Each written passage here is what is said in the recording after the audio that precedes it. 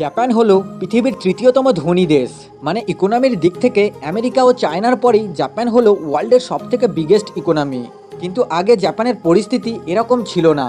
কারণ আমরা কম বেশি সবাই জানি যে দ্বিতীয় বিশ্বযুদ্ধের সময় জাপানের হিরোশিমা ও নাগাসাকি শহরে পারমাণবিক বোমা ফেলা হয়েছিল, যার ফলে জাপানের ইকোনমি একেবারেই ধ্বংস হয়ে গিয়েছিল।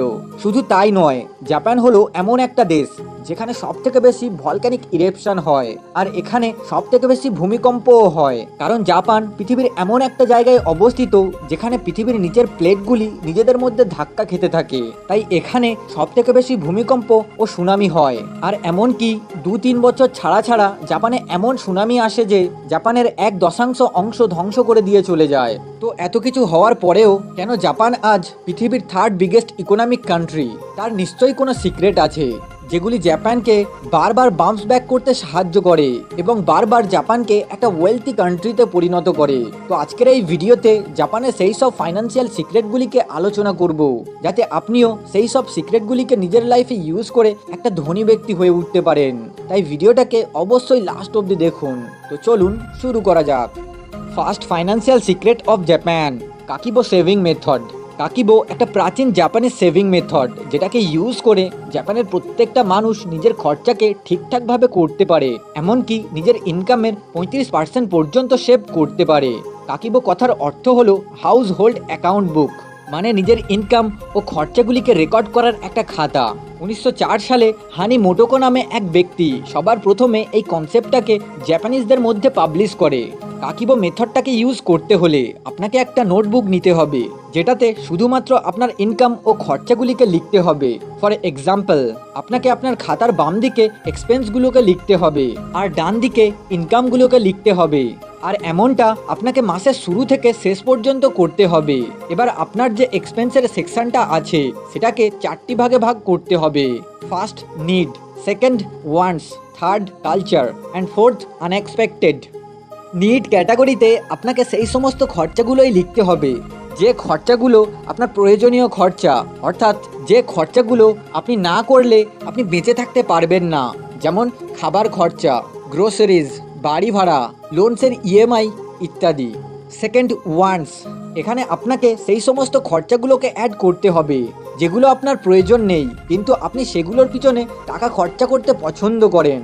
এক কথায় বললে আপনার চাহিদার পিছনে খরচা করা, যেমন আনকন্ডিশনাল শপিং করা, হবিগুলির পিছনে খরচা করা, এন্টারটেনমেন্টের পিছনে খরচা করা ইত্যাদির পিছনে যে খরচাগুলো হয় সেই খরচাগুলোকে ওয়ান্টসের ক্যাটাগরিতে অ্যাড করতে হবে। থার্ড কালচার, প্রত্যেকটা দেশের নির্দিষ্ট কিছু কালচার থাকে, আর আমি ভারতে থাকি যেখানে আলাদা আলাদা অনেক কালচার আছে। যদি আপনি কালচার রিলেটেড কোনো খরচা করেন তাহলে আপনাকে সেই খরচাকে থার্ড ক্যাটাগরিতে অ্যাড করতে হবে, যেমন কোনো উৎসবের জন্য খরচা করা, ডোনেশন দেওয়া এবং বিভিন্ন আর্টের পিছনে খরচা করা ইত্যাদি কালচার ক্যাটাগরিতে পড়বে। ফোর্থ আনএক্সপেক্টেড, এখানে সেই খরচাগুলোই আসে যেগুলোর জন্য আগে থেকে আপনার কোনো প্ল্যান করা থাকে না, যেমন ছোটোখাটো মেডিকেল বিল, ঘর বাড়ি রিপেয়ার করা, হঠাৎ কোনো অ্যাক্সিডেন্ট হওয়া বা আর্জেন্ট কাউকে মানি পাঠানো ইত্যাদি খরচাগুলো এখানে নোট করতে হবে। ইনকাম সেকশানে আপনার স্যালারিকে রাখতে হবে। যদি আপনি স্টক বা অন্য কোনো অ্যাসেটসে ইনভেস্ট করে থাকেন তাহলে তার রিটার্নকে ইনকাম ক্যাটাগরিতে লিখতে হবে। যদি আপনি কাউকে টাকা ধার দিয়ে থাকেন, সে যদি আপনার টাকা শোধ করে দেয় তাহলে সেই টাকাকে ইনকাম সেকশানে লিখতে হবে।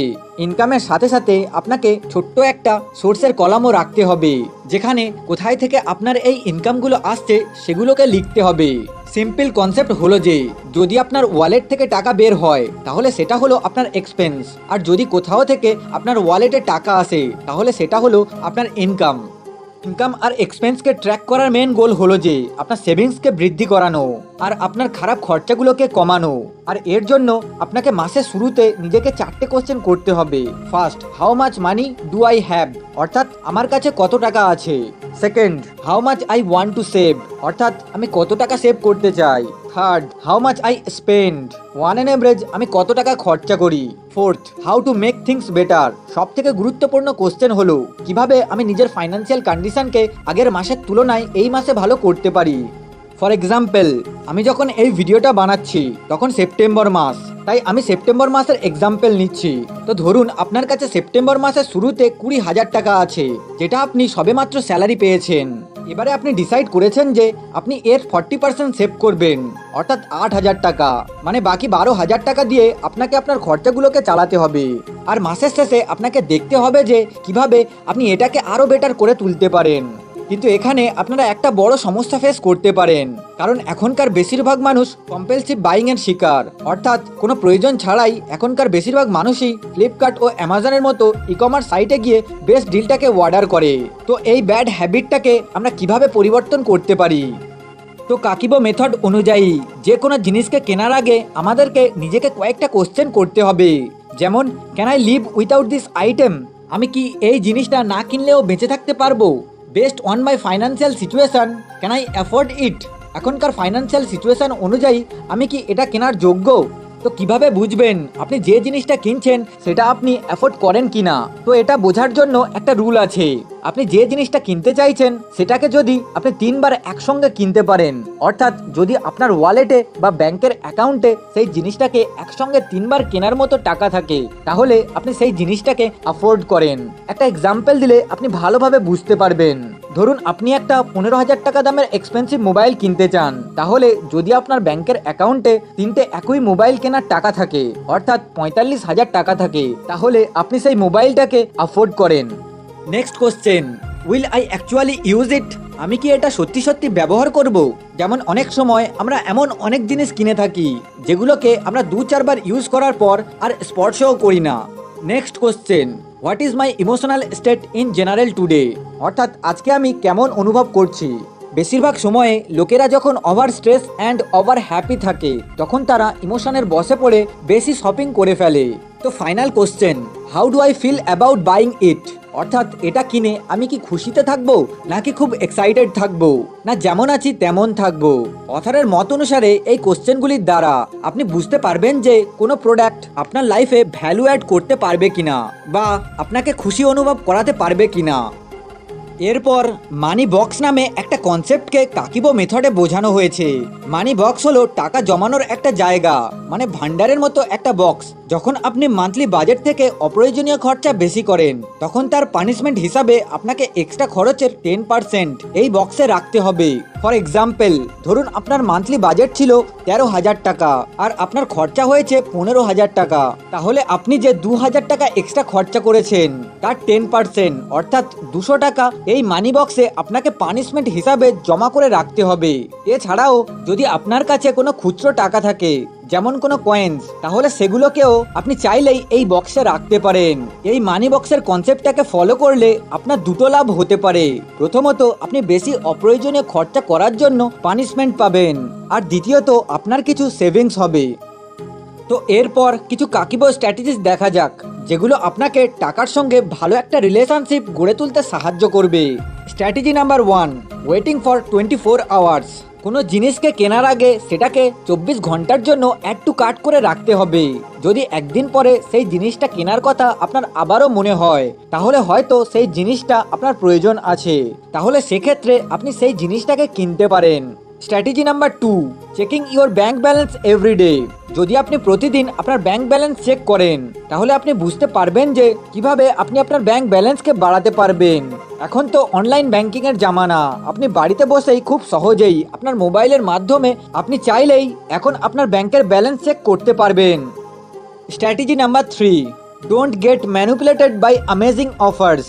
কোনো জিনিসের ওপরে 20%, 30% সেলস ডিসকাউন্ট দেখে আমরা মনে করি যে আমাদের অনেক লাভ হচ্ছে, তাই আমরা কোনো চিন্তাভাবনা না করেই তখনই সেই জিনিসটাকে কিনে ফেলি।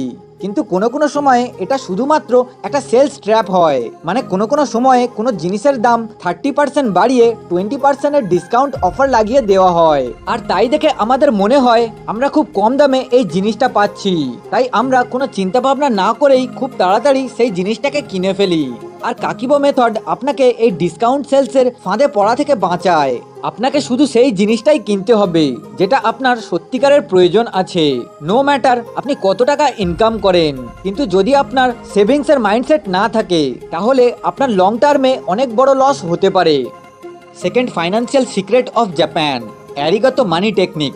Japanese self help author Ken Honda বলেন যে জাপানিজ মানির সবচেয়ে বড় সিক্রেট হলো অ্যারিগাতো মানি। অ্যারিগাতো এর মানে হলো একে অপরকে থ্যাংক ইউ জানানো, একে অপরকে অ্যাপ্রিসিয়েট করা। তো কেন হোন্ডা বলেন যে আমাদের কাছে টাকাকে অ্যাপ্রিসিয়েট করার একটা কালচার আছে, যেখানে আমরা টাকাকে থ্যাংক ইউ জানাই। জাপানিজরা টাকাকে নিয়ে একটা পজিটিভ ইমোশন ক্রিয়েট করে। এরা মনে করে যে money is the most beautiful things in the world. কিন্তু আমাদের মধ্যে বেশিরভাগ মিডল ক্লাস লোকেরা টাকাকে সমস্ত প্রবলেমের মূল কারণ মনে করে।